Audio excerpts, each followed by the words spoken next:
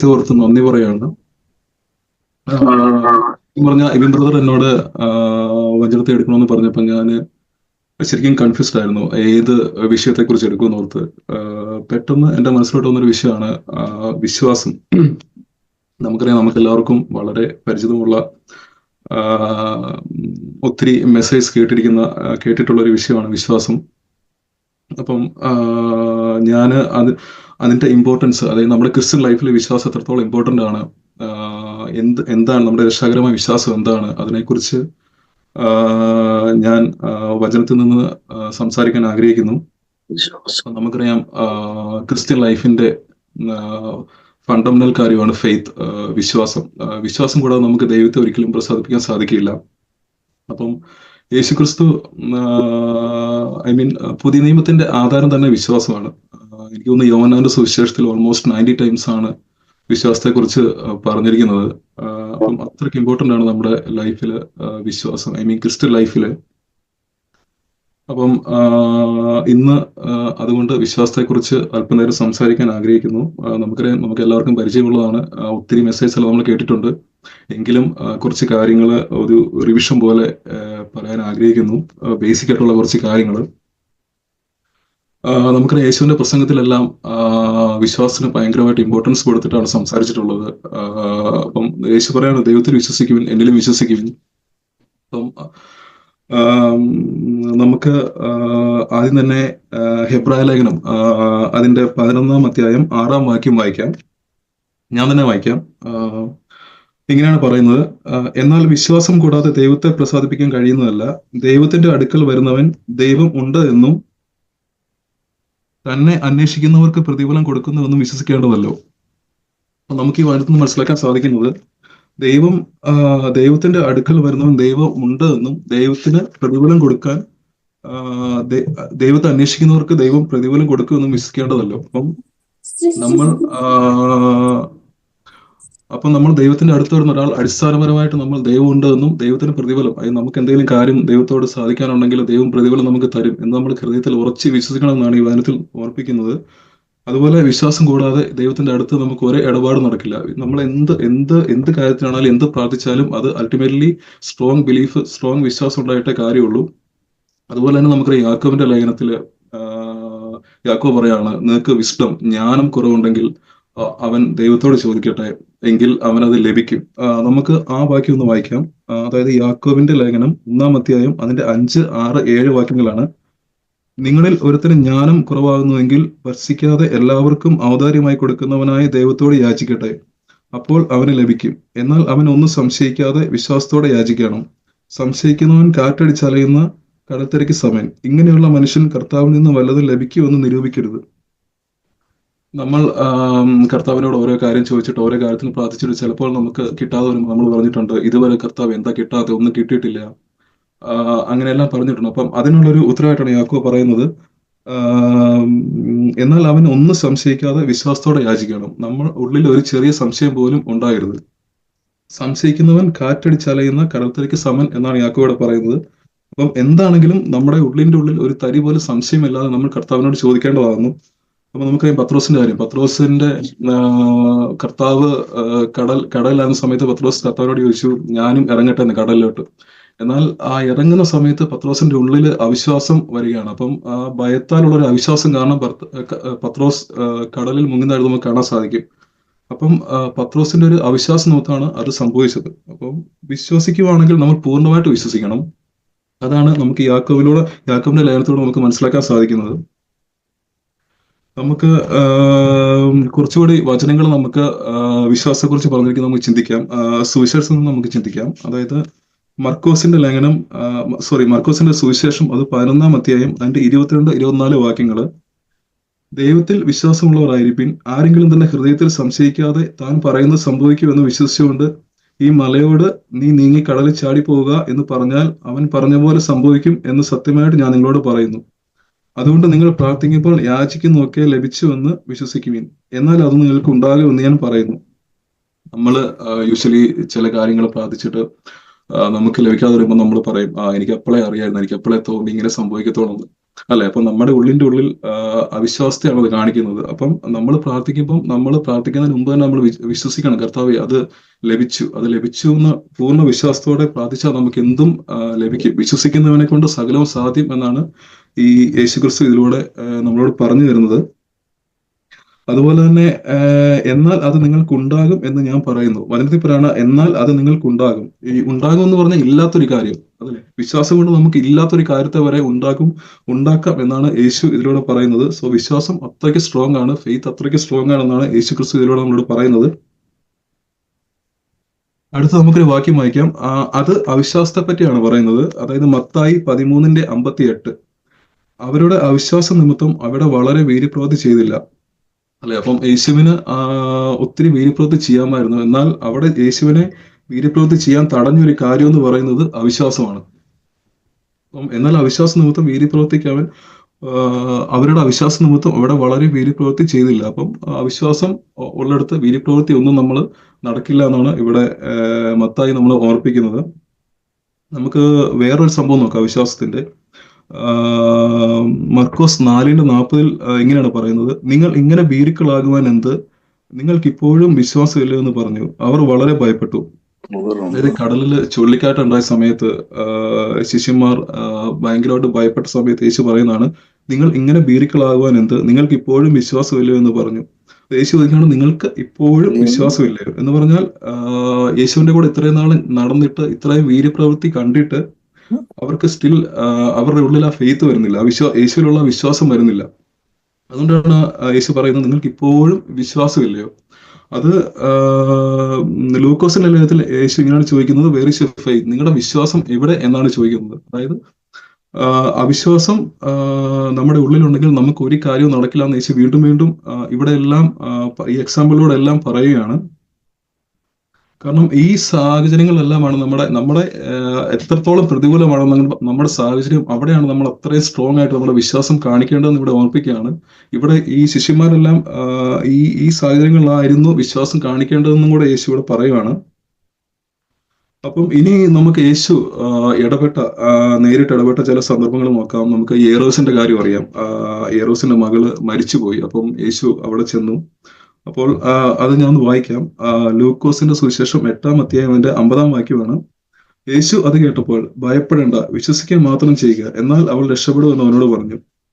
അല്ലെ? അപ്പം നമുക്കറിയാം, ഇത് ഒരു രോഗം മാറുന്നതോ അങ്ങനെ വേറെന്തെങ്കിലും ഒരു ചെറിയ കാര്യമല്ല, മരിച്ച കാര്യമാണ്. ഒരാൾ മരിച്ച കാര്യമാണ്. ആ മരിച്ചവരെ ഉയർപ്പിക്കുന്ന വിശ്വാസം, അതാണ് നമുക്കിവിടെ കാണാൻ പറ്റുന്നത്. അതുപോലെ തന്നെ ലൂക്കോസ് 8:48 രക്തസ്രാവക്കാരി സ്ത്രീയോട് യേശു പറയാണ്, നിന്റെ വിശ്വാസം നിന്നെ രക്ഷിച്ചിരിക്കുന്നു, സമാധാനത്തോടെ പോകുക. അപ്പം അവളെ രക്ഷിച്ചത് വിശ്വാസമാണ്. അപ്പം വിശ്വസിക്കുന്നവർക്ക് സകലവും സാധ്യം എന്നാണ് യേശു ഇതിലൂടെ പറയുന്നത്. അതുപോലെ നമുക്ക് ശതാധിപന്റെ കാര്യം നോക്കാം. അപ്പം ശതാധിപൻ യേശുവോട് പറയാണ്, നീ എന്റെ പുരയ്ക്കകത്ത് വരെ ഞാൻ യോഗ്യനല്ല, നീ പുറമേ നിന്നൊരു വാക്ക് കൽപ്പിച്ചാൽ മാത്രം മതി, എന്റെ വൃത്തി സുഖപ്പെട്ടുകൊള്ളും. അപ്പോൾ യേശു അവിടെ പറയാണ്, ഇസ്രായേലിൽ പോലും ഇതുപോലൊരു സ്ട്രോങ് വിശ്വാസം ഞാൻ കണ്ടിട്ടില്ല. അപ്പം ശിഷ്യന്മാരാണ് യേശു പറയുന്നത്. അപ്പൊ ശിഷ്യന്മാരുടെ അവിശ്വാസം കണ്ടിട്ടാണ് യേശു ശിഷ്യന്മാരോട് ഇങ്ങനെ പറയുന്നത്, ഇത്രയും വലിയൊരു വിശ്വാസം ഞാൻ ഇസ്രായേലിൽ പോലും കണ്ടിട്ടില്ല. അപ്പം വിശ്വസിക്കുകയാണെങ്കിൽ നമ്മൾ ഫുള്ളായിട്ട് സ്ട്രോങ് ആയിട്ട് വിശ്വസിക്കണം, എങ്കിലേ നമുക്ക് എന്തെങ്കിലും നേടാൻ സാധിക്കത്തുള്ളൂ എന്നാണ് പറയുന്നത്. അപ്പം കുറെ കാര്യങ്ങൾ നമുക്ക് ഇനിയും നോക്കാം. അപ്പം നമുക്ക് ലേഖനത്തിൽ കാണാൻ സാധിക്കും, നമ്മൾ രക്ഷിക്കപ്പെടുന്നത് കൃപയാൽ വിശ്വാസത്താലാണ് നമ്മൾ രക്ഷിക്കപ്പെടുന്നത്. അപ്പം കൃപ ശരിക്കും പറഞ്ഞാൽ യേശുക്രിസ്തുവിൽ നിന്ന് വരുന്നു. വിശ്വാസം നമ്മുടെ നിന്നുണ്ടാകേണ്ട ഒരു കാര്യമാണ്. പിന്നെ നാം ജീവിക്കുന്നത് വിശ്വാസത്താലാണ്. നീതിമാൻ വിശ്വാസത്താൽ ജീവിക്കുന്നത് നമുക്ക് കാണാൻ കഴിയും. അതുപോലെ റോമാലേഖനം 11:20 പറയുന്നു, വിശ്വാസത്താൽ നീ നിലനിൽക്കുന്നു. അതുപോലെ അപ്പസ്തോല പ്രവൃത്തി 15:9 പറയുന്നു, വിശ്വാസത്താൽ അവരുടെ ഹൃദയങ്ങളെ ശുദ്ധീകരിച്ചു.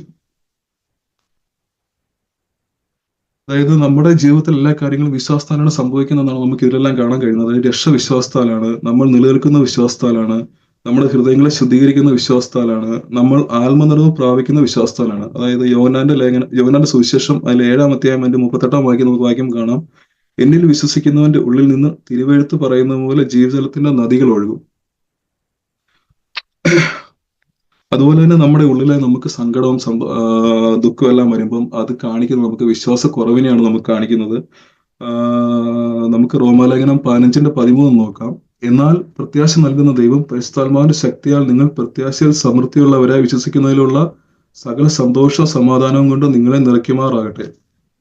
അപ്പം ഇവിടെ പറയുന്നു, പ്രത്യാശയിൽ സമൃദ്ധിയുള്ളവരായി വിശ്വസിക്കുന്നതിലുള്ള സകല സന്തോഷ സമാധാനവും കൊണ്ട് നിങ്ങളെ നിറയ്ക്കുമാറാകട്ടെ. ലോകമലയാളം 15:13 പറയുന്നു. അതായത് വിശ്വാസം ഉണ്ടെങ്കിൽ നമുക്ക് സന്തോഷ സമാധാനവും വരും എന്നാണ് ഇവിടെ പറയുന്നത്. ഇനി നമുക്ക് അപ്പസ്തോലന്മാരുടെ കാര്യം നോക്കുകയാണെങ്കിൽ തന്നെ അവർ വളരെ വീര്യപ്രവൃത്തി വിശ്വാസത്താൽ ചെയ്തതായിട്ട് നമുക്ക് കാണാം. പൗലോസ് ആണെങ്കിൽ പോലും പത്രോസ് ആണെങ്കിൽ പോലും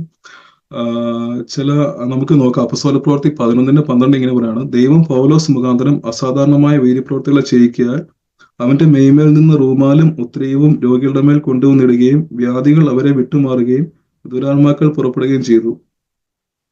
ഇനി പത്രോസിന്റെ കാര്യം നോക്കുകയാണെങ്കിൽ അപ്പസ്തോല പ്രവൃത്തി 5:15-16 പറയുന്നു, രോഗികളെ പുറത്തു കൊണ്ടുവന്ന് പത്രോസ് കടന്നു പോകുമ്പോൾ അവന്റെ നിഴലെങ്കിലും അവരിൽ വല്ലവരുടെയും മേൽ വീഴേണ്ടതിന് വീതികളിൽ വിരിപ്പിന്മേലും കിടക്കമേലും കിടത്തും. അതുകൂടാതെ യെരുശലേമിന് ചുറ്റുമുള്ള പട്ടണങ്ങളിൽ നിന്നും പുരുഷാരും വന്നുകൂടി രോഗികളെ എസ്താത്മാക്കളെ ബാധിച്ചവരെയും കൊണ്ടുവരികയും അവർ എല്ലാവരും സൗഖ്യം പ്രാപിക്കുകയും ചെയ്യും. അപ്പോൾ ഇവിടെ എല്ലാം നമുക്ക് കാണാം, യേശു ചെയ്ത അതേ വീര്യപ്രവൃത്തി തന്നെയാണ് അപ്പസ്തോലന്മാരും ചെയ്യുന്നത്. പൗലോസ് ആണെങ്കിലും പത്രോസ് ആണെങ്കിൽ പോലും യേശു ചെയ്ത അതേ വീര്യപ്രവൃത്തി ചെയ്യുന്നു. പക്ഷെ ഇനി നമ്മൾ നോക്കുന്നത്, ഈ അപ്പസ്തോലന്മാര് ഇങ്ങനെയെല്ലാം വീര്യപ്രവൃത്തി ചെയ്തെങ്കിലും ചില സമയങ്ങളിൽ അവർക്ക് ഇതൊന്നും ചെയ്യാൻ സാധിച്ചില്ല. അവര് വളരെ വീര്യപ്രവൃത്തി വിശ്വാസത്താൽ ചെയ്തെങ്കിലും ചില സമയത്ത് അവർക്ക് കാരണം നമുക്കറിയാം, പൗലോസിന് ഒരു അസുഖം ഉണ്ടായിരുന്നു. അത് 3 പ്രാവശ്യം പൗലോസ് ദൈവത്തോട് അപേക്ഷിച്ചിട്ട് പൗലോസിൽ നിന്ന് മാറിയില്ല. അപ്പം നമുക്ക് നേരത്തെ നമ്മൾ കണ്ടു പൗലോസ് ഭയങ്കര വിശ്വാസ വീരനാണ്. അപ്പം എന്തുകൊണ്ട് അത് നടന്നില്ല? അപ്പം നമുക്ക് ആ വാക്യം ഒന്ന് വായിക്കാം. അത് 2 കൊരിന്ത്യർ 12:7-8 വെളിപ്പാടുകളിൽ ആധിക്യത്താൽ ഞാൻ അതിയായി നിഗളിച്ചു പോകാതിരിക്കാൻ എനിക്ക് ജഡത്തിൽ ഒരു ശൂലം തന്നിരിക്കുന്നു. ഞാൻ നിഗളിച്ചു പോകാതിരിക്കേണ്ടതിന് എന്നെ കുത്തുവാൻ സാത്താന്റെ ദൂതനെ തന്നെ. അതെന്നെ വിട്ട് നീങ്ങേണ്ടതിന് ഞാൻ 3 വട്ടം കർത്താവിനോട് അപേക്ഷിച്ചു. അപ്പം ഇതിൻ്റെ പറയാണ്, അതെന്നെ വിട്ട് നീങ്ങേണ്ടതിന് ഞാൻ 3 വട്ടം കർത്താവിനോട് അപേക്ഷിച്ചു, പക്ഷെ എന്നിട്ടും അത് പോയില്ല. ആ അസുഖം എന്നെ വിട്ട് പോയില്ല എന്ന് പൗലോസ് പറയുന്നു. അതുപോലെ തന്നെ പക്ഷെ പൗലോസിന് ഫെയ്ത്ത് ഉണ്ടായിരുന്നു, വിശ്വാസം ഉണ്ടായിരുന്നു, പക്ഷെ അവിടെ സൗഖ്യം നടന്നില്ല. അതുപോലെ തന്നെ 2 കൊരിന്ത്യർ 12:9 പറയണം, അവൻ എന്നോട് എന്റെ കൃപ നിനക്ക് മതി, എന്റെ ശക്തി ബലഹീനതയിൽ തികഞ്ഞു വരുന്നു എന്ന് പറഞ്ഞു. അതായത് അവിടെ യേശു പൗലോസിനോട് പറയാണ്, എന്റെ കൃപ നിനക്ക് മതി, നീ സുഖപ്പെട്ടില്ലെങ്കിൽ എന്റെ കൃപ നിനക്ക് മതി, നീ എന്റെ ശക്തി ബലഹീനതയിൽ തികഞ്ഞു വരുന്നു.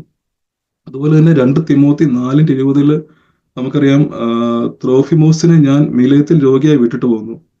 അപ്പം നമുക്കറിയാം ഇവിടെ എന്തുകൊണ്ട് സൗഖ്യം നടന്നില്ല.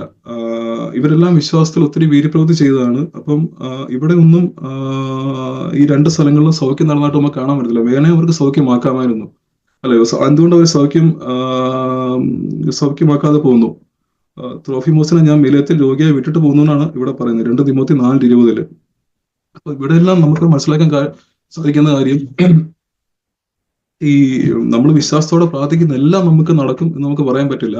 അതായത് ഫണ്ടമെന്റൽ ആയിട്ട് അതിൽ ദൈവത്തിന്റെ ജഡ്ജ്മെന്റും ദൈവത്തിന്റെ വില്ലും അതിൽ ഇമ്പോർട്ടന്റ് ആണ്. അപ്പം ദൈവം വിശ്വാസം നമുക്കുണ്ടെങ്കിലും ദൈവം നമുക്ക് വെച്ചിരിക്കുന്ന ഓരോരുത്തർക്കും ഓരോ രീതിയിലാണ് അവന്റെ വിശ്വാസത്തിന്റെ പ്രാർത്ഥന വെച്ചിരിക്കുന്നത്. സോ നമ്മുടെ പ്രാർത്ഥനയുടെ ഉത്തരവും അതെല്ലാം ദൈവത്തിന്റെ വില്ലിനെ അല്ലെങ്കിൽ ജഡ്ജ്മെന്റിനെ ആശ്രയിച്ചിരിക്കും എന്നാണ് നമുക്ക് മനസ്സിലാക്കാൻ സാധിക്കുന്നത്. അപ്പം ദൈവത്തിന്റെ ഹിതവും അതിൽ ഇമ്പോർട്ടന്റ് ആണ്. നമുക്കറിയാം കോവിഡ് സമയത്ത് ഒത്തിരി നമ്മുടെ ജാതികൾക്ക് മാത്രമല്ല അസുഖം വന്നു, നമ്മള് ബെന്തിക്കോസുകാർക്കും ക്രിസ്ത്യാനികൾക്കും എല്ലാം അസുഖം വന്നു. പക്ഷെ നമ്മൾ എല്ലാവർക്കും വേണ്ടി പ്രാർത്ഥിച്ചു. പക്ഷെ എല്ലാവരും ഒന്നും സുഖപ്പെട്ടില്ല, കുറെ പേര് മരിച്ചുപോയി. അങ്ങനെ അതായത് ഓരോരുത്തർക്കും ദൈവം വെച്ചിരിക്കുന്ന ഓരോ പ്ലാനാണ്. അതുകൊണ്ട് അപ്പം നമ്മൾ പ്രാർത്ഥിക്കേണ്ടത് ശരിക്കും പറഞ്ഞാൽ അതുകൊണ്ട് ഫിലിപ്പിയർ 4:6-7 പറയുന്നത്, ഒന്നിനെക്കുറിച്ചും വിചാരപ്പെടരുത്, എല്ലാറ്റിലും പ്രാർത്ഥനയാലും അപേക്ഷയാലും നിങ്ങളുടെ ആവശ്യങ്ങൾ സ്തോത്രത്തോടു കൂടി ദൈവത്തോട് അറിയിക്കുക അത്രേ വേണ്ടത്. അപ്പം നമുക്കൊരു വിഷമം വരുമ്പോൾ, നമുക്കൊരു കഷ്ടം വരുമ്പോൾ നമ്മൾ സ്തോത്രത്തോടു കൂടി ദൈവത്തോട് എല്ലാം അറിയിക്കണം, നമ്മൾ പ്രാർത്ഥിക്കണം. പ്രാർത്ഥനയാണ് ഇതിലെല്ലാം ഇമ്പോർട്ടന്റ്. നമ്മൾ നന്നായിട്ട് പ്രാർത്ഥിക്കണം. അപ്പോൾ ആ കാര്യം നടക്കുമെന്ന് അവിടെ പറയുന്നില്ല. എന്നാൽ സകല ബുദ്ധിയും കവിയുന്ന ദൈവിക സമാധാനം നിങ്ങളുടെ ഹൃദയങ്ങളെയും നിലവുകളെയും ക്രിസ്തേശുവിൽ കാക്കും എന്നാണ് പറയുന്നത്. അതായത് നമുക്കൊരു രോഗം പിടിച്ചു, പെട്ടെന്ന് നമ്മൾ ആരോഗ്യവാനായിട്ട് നടന്നിട്ട് നമുക്ക് പെട്ടെന്ന് രോഗം പിടിച്ച് നമ്മൾ ദുഃഖിതനായി. അപ്പം അയാൾ വളരെ പ്രാർത്ഥിച്ചു, വളരെ ദൈവത്തോട് പ്രാർത്ഥിച്ചു, കർത്താവ് രോഗം മാറ്റണേ. അപ്പം ദൈവം പറയാണ്, നീ നാളെ മരിച്ചാൽ നീ നാളെ സ്വർഗത്തിൽ എന്നോടുകൂടെ ആയിരിക്കും, നിനക്ക് അത് മതിയല്ലോ. അപ്പം ഈ ഇത് ദൈവത്തോട് അവര് ടു വേ കമ്മ്യൂണിക്കേഷൻ നടത്തുമ്പം ഇത് കേട്ടിട്ട് രോഗിയായ ആൾക്ക് ഉള്ളിലൊരു സന്തോഷം വന്നു, വലിയൊരു സമാധാനം വന്നു. അതാണ് ഇവിടെ പറയുന്നത്, സ്തോത്രത്തോടുകൂടി ദൈവത്തെ അറിയിക്കുക അത്രേ വേണ്ടത്, എന്നാൽ സകല ബുദ്ധിയും കവിയുന്ന ദൈവിക സമാധാനം നിങ്ങളുടെ ഹൃദയങ്ങളെയും നിലവുകളെയും ക്രിസ്തയേശുവിൽ കാക്കും. അപ്പം നമുക്ക് ആ ഒരു പ്രത്യാശ കിട്ടിയാൽ, ഒരു വലിയ പ്രത്യാശ കിട്ടിയാൽ, നാളെ ഞാൻ മരിച്ചാൽ സ്വർഗത്തിലായിരിക്കും എന്നുള്ള പ്രത്യാശ കിട്ടിയാൽ നമുക്ക് വേറൊന്നും നടന്നില്ലെങ്കിലും നമുക്ക് കുഴപ്പമില്ല. നമ്മുടെ ഫ്രണ്ട്സൊക്കെ നമ്മളോട് ചോദിക്കുകയാണെങ്കിൽ, ഇന്നലെ വരെ നീ ദുഃഖിതനായിരുന്നല്ലോ, ഇന്ന് നീ വളരെ സന്തോഷമായിട്ട് കാണുന്നു, എന്ത് പറ്റിയെന്ന് ചോദിച്ചാൽ നിന്റെ രോഗം മാറിയെന്ന് വെച്ചില്ല, രോഗം മാറിയില്ല, പക്ഷെ ഒരു വലിയ സമാധാനം എൻ്റെ ഉള്ളിൽ നിറയുന്നു. അതാണ് ഇവിടെ പറയുന്നത്, സകല ബുദ്ധിയും കവിയുന്ന ഒരു ദൈവിക സമാധാനം നിങ്ങൾക്ക് ലഭിക്കും എന്ന് പറയുന്നത്. ശരിക്കും നമ്മുടെ വിശ്വാസം എന്ന് പറയുന്ന ഈ പ്രത്യാശ, അല്ലെ, നമ്മൾ നാളെ മരിച്ചാലും നമ്മൾ സ്വർഗത്തിലായിരിക്കും എന്ന് പറയുന്ന പ്രത്യാശ ഉളവാക്കുന്ന ഒരു വിശ്വാസമാണ് നമ്മുടെ ഉള്ളിൽ വേണ്ടതെന്നാണ് അപ്പോസ്തലന്മാർ പഠിപ്പിക്കുന്നത്, പൗലോസ് പഠിപ്പിക്കുന്നത്. അപ്പൊ നമുക്കിനി നമ്മുടെ പ്രത്യാശ, ശരിക്കുള്ള പ്രത്യാശ എന്താന്ന് നോക്കാം. നമുക്കറിയാം, നമ്മൾ പറയും നമുക്ക് സ്വർഗത്തിൽ പോകുന്നതാണ് നമ്മുടെ പ്രത്യാശ, അല്ലെ. അപ്പം അത് തന്നെയാണ് ശരിക്കും പറഞ്ഞാൽ എല്ലാവരുടെയും പ്രത്യാശ, എല്ലാ മതത്തിലുള്ളവരുടെയും പ്രത്യാശ സ്വർഗത്തിൽ പോകുന്നു. പക്ഷേ നമുക്ക് കുറച്ചുകൂടെ വിശദമായിട്ട് അത് നോക്കാം. ജസ്റ്റ് സ്വർഗത്തിൽ പോയാൽ മാത്രം പോരാ, നമ്മുടെ ശരിക്കുള്ള പ്രത്യാശ എന്താന്ന് നമുക്ക് 1 ജോൺ 3-ാം അധ്യായം അതിന്റെ 2, 3, 4 വാക്യങ്ങൾ നോക്കാം.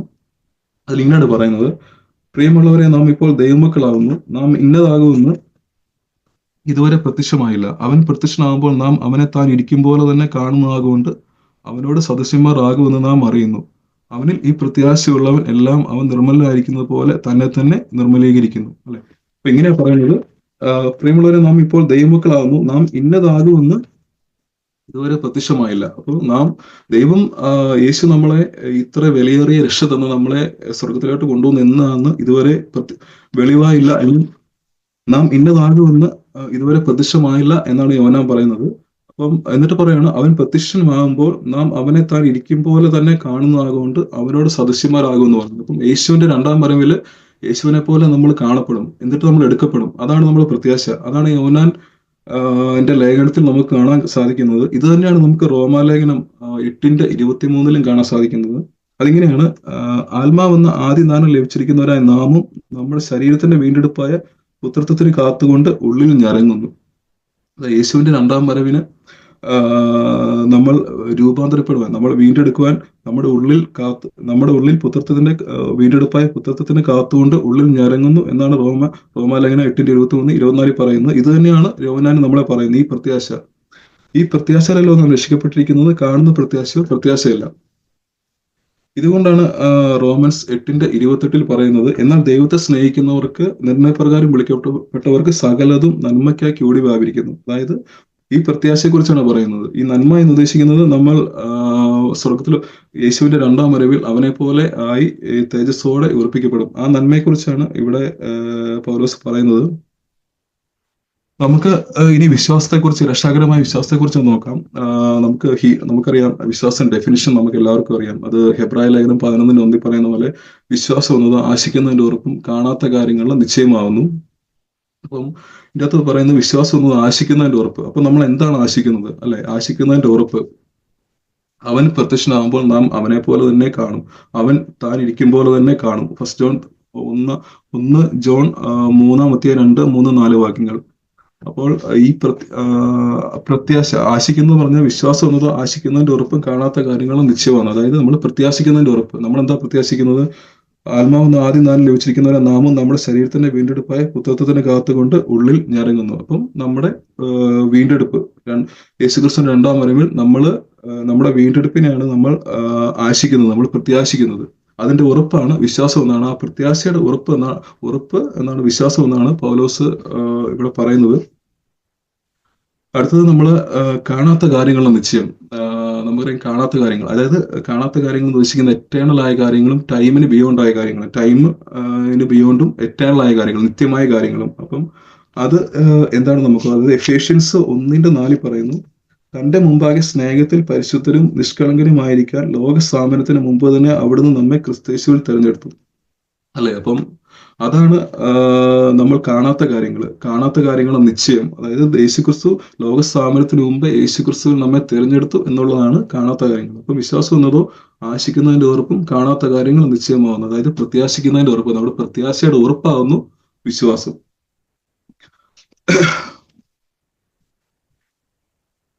അപ്പൊ നമുക്കറിയാം ഈ വിശ്വാസം, ഈ ഈ അതിവിശുദ്ധമായ വിശ്വാസം, അതായത് രക്ഷാകരമായ വിശ്വാസം, ഈ വിശ്വാസമാണ് നമുക്ക് വേണ്ടത്, അല്ലെ? അപ്പം ഇതാണ് അപ്പസ്തോലന്മാര് കഷ്ടപ്പെട്ട് അടിയും കൊണ്ടെല്ലാം നമ്മളോട് പറഞ്ഞു തരുന്നത്. വിശ്വാസം, യേശുവിനെ നമുക്ക് നേടിത്തരുന്ന വിശ്വാസം. അല്ലാതെ കുറെ കാര്യങ്ങൾ നടക്കുന്നു, കുറെ ഭൗതിക കാര്യങ്ങൾ നടക്കുന്നത് മാത്രമല്ല, നടക്കത്തില്ലെന്നല്ല. പക്ഷെ അതിലുപരി നമുക്ക് വേണ്ട വിശ്വാസം ഇതാണ്. അതായത് അവന്റെ രാജ്യവും നീതി നമ്മൾ ആദ്യം അന്വേഷിക്കുക, അതോടൊപ്പം ഇവയെല്ലാം നമുക്ക് ലഭിക്കും എന്നാണ് പറയുന്നത്. അപ്പം അവന്റെ രാജ്യവും നീതി അന്വേഷിക്കുമ്പോൾ നമുക്ക് ക്രിസ്തുവിനാണ് കിട്ടുന്നത്. അപ്പം അതിന്റെ ഒരു ഇതായിട്ട് കിട്ടുന്ന കാര്യമാണ് നമ്മുടെ കാര്യങ്ങളെല്ലാം നടക്കുന്നുള്ളത്. അല്ലാതെ ഫെയ്ത്ത് ഒരിക്കലും ഡയറക്റ്റ് ചെയ്തേക്കുന്ന കോമൺ ബ്ലെസ്സിങ്ങളല്ല. ഫെയ്ത്ത് ഡയറക്റ്റ് ചെയ്തേക്കുന്നത് എപ്പോഴും ക്രിസ്തുവിനാണ് നമുക്ക് ഫെയ്ത്ത് നേടിത്തരുന്നത്, ശരിയായ വിശ്വാസം, രക്ഷാകരമായ വിശ്വാസം. അതാണ് അപ്പസ്തോലന്മാർ നമ്മളെ പഠിപ്പിച്ചത്. അതുകൊണ്ട് അതുപോലെ തന്നെ അപ്പസ്തോലന്മാർക്ക് ലഭിച്ച അതേ വിശ്വാസമാണ് നമുക്ക് ലഭിച്ചിരിക്കുന്നത്. നമുക്കത് 2 പത്രോസിന്റെ 1:1 നോക്കാം. ഞാൻ വായിക്കാം.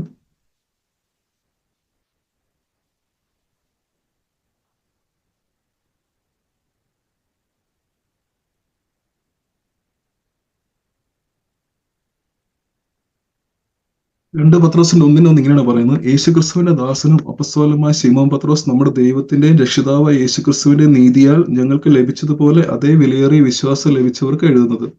ഇവിടെ പറഞ്ഞിരിക്കുകയാണ്, യേശുക്രിസ്തുവിന്റെ നീതിയാൽ ഞങ്ങൾക്ക് ലഭിച്ചതുപോലെ അതേ വിലയേറിയ വിശ്വാസം ലഭിച്ചവർക്കും എഴുതുന്നു. അപ്പം നമുക്ക് മനസ്സിലാക്കാൻ സാധിക്കും, അപ്പസ്തോലന്മാർക്ക് ലഭിച്ച അതേ വിശ്വാസം തന്നെയാണ് നമുക്ക് ലഭിച്ചിരിക്കുന്നത്. അതായത് ജനറേഷൻ മാറുന്നതനുസരിച്ച് വിശ്വാസം മാറുന്നില്ല, ഒരേ വിശ്വാസം തന്നെയാണ്, അന്നുണ്ടായിരുന്ന അതേ വിശ്വാസം തന്നെയാണ് നമുക്ക് ലഭിച്ചിരിക്കുന്നത്.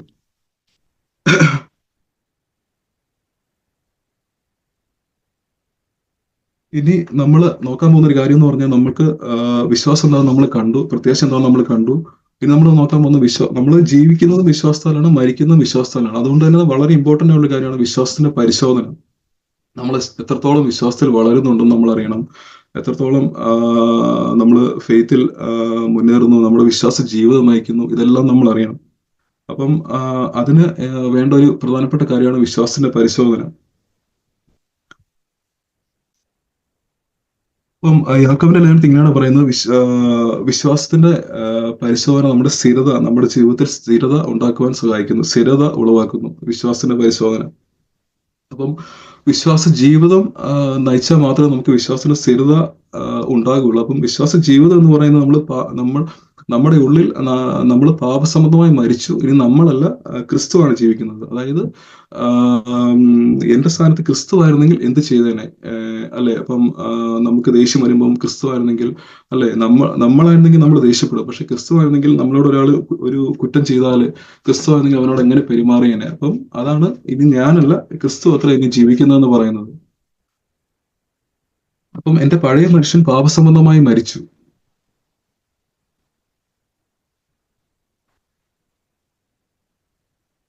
അപ്പോൾ നമ്മൾ പറഞ്ഞ പോലെ വിശ്വാസത്തിൽ വളരാൻ വിശ്വാസത്തിന്റെ പരിശോധന വളരെ അത്യാവശ്യമാണ്. അത് ലേഖനത്തിലെല്ലാം, ഓരോ ലേഖനത്തിലും ഓരോന്നാണ് പറഞ്ഞിരിക്കുന്നത്. അത് യോഹന്നാന്റെ ലേഖനത്തിൽ വരുമ്പോഴാണ് ഏറ്റവും ടഫായിട്ടുള്ള കാര്യം. അതായത് അവിടെ യോഹന്നാൻ യൂസ് ചെയ്തിരിക്കുന്നത് സ്നേഹമാണ്. നമ്മുടെ വിശ്വാസത്തിൽ നമ്മൾ എത്രത്തോളം വളരുന്നുണ്ട്, എത്രത്തോളം നമുക്ക് വിശ്വാസത്തിൽ നമുക്ക് ശോധന ചെയ്യാൻ വേണ്ടി ഉപയോഗിച്ചിരിക്കുന്ന ഫാക്ടർ എന്ന് പറയുന്നത് സ്നേഹമാണ്, അഗാപ്പെ സ്നേഹം. അപ്പം ഫിലിപ്പിയ ലേഖനത്തിൽ വിശ്വാസത്തിന്റെ പരിശോധന എന്ന് പറയുന്നത് കൂട്ടായ്മയാണ്. അതായത് നമ്മുടെ സഹോദരൻ നമ്മൾ വിഷമിക്കുമ്പോൾ നമുക്ക് വിഷമം വരുന്നുണ്ടോ, നമ്മുടെ സഹോദരൻ ഭക്ഷണമില്ലായിരിക്കുമ്പോൾ നമുക്കും ഒരു നേരത്തെ സഹായിക്കാൻ കഴിയുന്നുണ്ടോ, അല്ലെ കടഭാരത്താൽ ഭാരപ്പെടുമ്പോൾ നമുക്ക് സഹായിക്കാൻ കഴിയുന്നുണ്ടോ? അപ്പൊ ഇതിനെല്ലാം ആശ്രയിച്ചിരിക്കും കൂട്ടായ്മ. അപ്പം ഇത് നമുക്ക് ചെയ്യാൻ സാധിക്കുന്നുണ്ടെങ്കിൽ നമ്മൾ വിശ്വാസത്തിൽ വളർന്നു, അല്ലെ എന്നാണ് ഫിലിപ്പിയ ലേഖനത്തിൽ പറയുന്നത്. അടുത്തത് വരുന്നത് യാക്കോബിന്റെ ലേഖനത്തിൽ നമ്മുടെ നാവാണ് വിശ്വാസത്തിന്റെ പരിശോധനയായിട്ട് യാക്കോബ് ഉപയോഗിച്ചിരിക്കുന്നത്.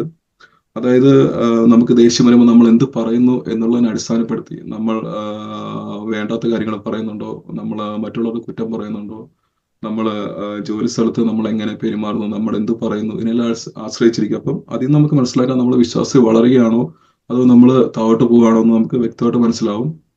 അതുപോലെ തന്നെ പത്രോസിന്റെ ലേഖനത്തിൽ പറയുന്നത് കഷ്ടങ്ങളോട് കടന്നു പോകുമ്പോൾ നമ്മൾ എങ്ങനെ നമ്മുടെ മനസ്സെങ്ങനെ പെരുമാറുന്നു, നമ്മുടെ കഷ്ടങ്ങൾ എങ്ങനെ, കഷ്ടം യേശു ക്രിസ്തുവിനോട് കൂടെ നമ്മൾ സഹിക്കുന്നുണ്ടോ, യേശു ക്രിസ്തുവിന് അനുരൂപരാകുന്നുണ്ടോ, ഇങ്ങനെയെല്ലാം നമ്മൾ നോക്കിയാണ് നമ്മൾ പത്രോസിന്റെ ലേഖനത്തിൽ വിശ്വാസത്തിന്റെ ശോധന നമ്മൾ ചെയ്യുന്നത്, നമ്മൾ വിശ്വാസത്തിൽ വളരുന്നുണ്ടോ എന്ന് നോക്കുന്നത്.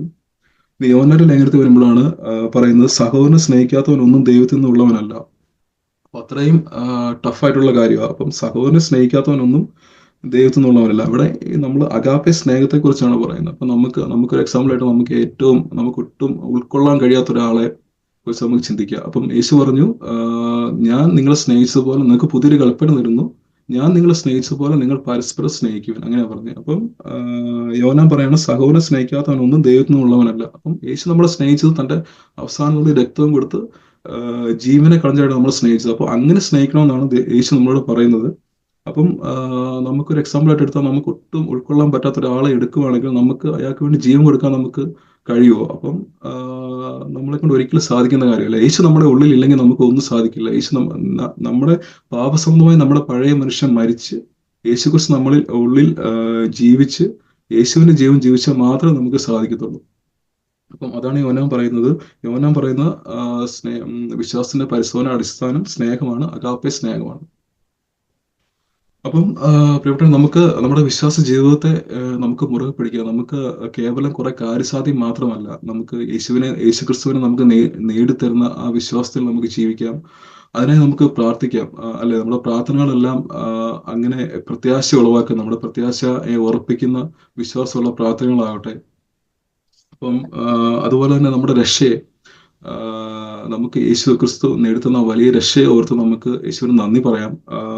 അതായത് 1 കൊരിന്ത്യർ 2:9 പറയാണ്, ദൈവം തന്നെ സ്നേഹിക്കുന്നവർക്ക് ഒരുക്കിയിരിക്കുന്ന ഒരു കണ്ണ് കണ്ടിട്ടില്ല, ചെവി കേട്ടിട്ടില്ല, ഒരു മനുഷ്യന്റെ ഹൃദയത്തിൽ തോന്നിയിട്ടില്ല. അപ്പം ഇവിടെ പറയുന്നത് യേശുക്രിസ്തുവിന്റെ ആ വലിയ രക്ഷയെക്കുറിച്ചാണ് പറയുന്നത്. അപ്പം ആ അത്രയും വലിയ പ്രഷ്യസായ രക്ഷ നമുക്ക് തന്ന യേശുക്രിസ്തുവിന് നമുക്ക് നന്ദിയുള്ളവരായിരിക്കാം. അതുപോലെ നമ്മുടെ വിശ്വാസം നമുക്ക് മുറുകെ പിടിക്കാം, നമ്മുടെ പ്രത്യാശ നമുക്ക് മുറുകെ പിടിക്കാം. ഇതിനുവേണ്ടിയല്ല, നമുക്ക് എന്തെങ്കിലും ഒരു കഷ്ടം വരുമ്പോൾ നമുക്ക് പ്രാർത്ഥിക്കാം. അത് നടക്കും. ആ കഷ്ടത്തിൽ നമുക്ക് വിടുതൽ കിട്ടുന്നല്ല, പക്ഷെ ഉറപ്പായിട്ടും നമുക്കൊരു സമാധാനം, സകല ബുദ്ധിയും കവിയുന്ന സമാധാനം നമ്മുടെ ഉള്ളിൽ നമുക്ക് ലഭിക്കുന്ന ഉറപ്പാണ്. അപ്പൊ നമുക്ക് എപ്പോഴും അത് നമുക്ക് സാധ്യമാകുന്ന പ്രാർത്ഥനയിലെ ഉപവാസത്താലാണ്. ഉപവാസം എന്ന് പറഞ്ഞാൽ നമുക്ക് കുറെ കാര്യങ്ങൾ സാധിക്കുന്ന വേണ്ടി മാത്രമല്ല. അപ്പൊ ഇങ്ങനെയുള്ള കാര്യങ്ങൾ, അതായത് നമ്മുടെ പ്രത്യാശ വളർത്താനും നമ്മുടെ വിശ്വാസത്തിനെ പരിശോധന ചെയ്യാനും എല്ലാം നമുക്ക് ഉപവാസവും പ്രാർത്ഥനയും സഹായമാകട്ടെ. അപ്പൊ അതിനുവേണ്ടി എല്ലാം നമുക്ക് പ്രാർത്ഥിക്കാം. ഈ വചനങ്ങൾ ദൈവം നമ്മൾ അനുഗ്രഹിക്കട്ടെ. ആമേൻ.